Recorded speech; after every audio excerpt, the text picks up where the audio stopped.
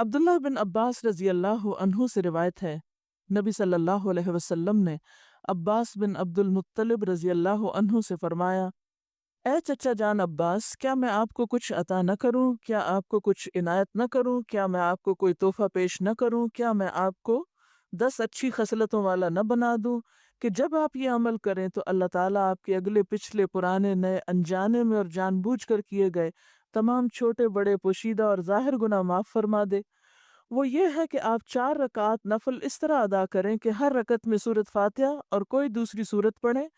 جب آپ اس قرات سے فارغ ہو جائیں تو قیام کی حالت میں ہی یہ کلمات 15 بار پڑھیں، یعنی قرات کر کے سورۃ الفاتحہ پڑھ کے سبحان اللہ والحمد للہ ولا الہ الا اللہ واللہ اکبر۔ پھر آپ رکوع میں جائیں،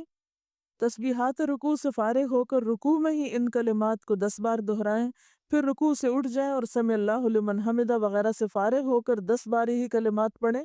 پھر سجدے میں جائیں، سجدے کی دعائیں پڑھنے کے بعد یہی کلمات 10 بار پڑھیں، پھر سجدے سے سر اٹھائیں اور جلسہ میں جو دعائیں ہیں وہ پڑھ کے 10 بار انہی کلمات کو دہرائیں، پھر دوسرے سجدے میں چلے جائیں، پہلے سجدے کی طرح 10 بار پھر اس تسبیح کو ادا کریں، پھر سجدے سے سر اٹھائیں اور جلسہ استراحت میں کچھ اور پڑھے بغیر 10 بار اس تسبیح کو دہرائیں۔ ایک رکعت میں کل 75 تسبیحات ہوئیں۔ اسی طرح چاروں رکعات میں یہ عمل دہرائیں۔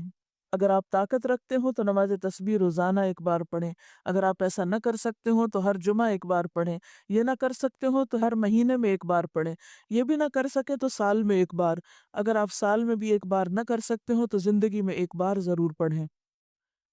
حافظ ابن حجر رحمۃ اللہ علیہ فرماتے ہیں کہ یہ حدیث کثرت طرق کی بنا پر حسن درجے کی ہے، یعنی نماز تسبیح کی حدیث جو ہے اس کے بہت سے طرق ہیں، یعنی بہت سی چینز ہیں، اس لیے یہ حسن درجے کی ہے۔ شیخ البانی فرماتے ہیں کہ امام حاکم اور حافظ ذہبی نے اس حدیث کی تقویت کی طرف اشارہ کیا ہے اور یہ حق ہے،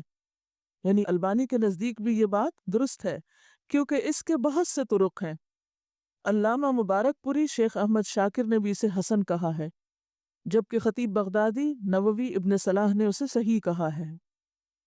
بعض اوقات صحیح لغیر ہی ہوتی ہے، یعنی ایک چین میں اگر ایک چیز کی کمی تو دوسرے میں وہ نہیں، تو ایک کی کمی دوسرے نے پوری کر دی تو وہ حسن کس درجے پہ آ گئی؟ صحیح کے، لیکن وہ صحیح لذاتی ہی نہیں بلکہ لغیر ہی ہے، یعنی خود سے صحیح نہیں تھی بلکہ دوسری چین نے اس کو صحیح بنا دیا۔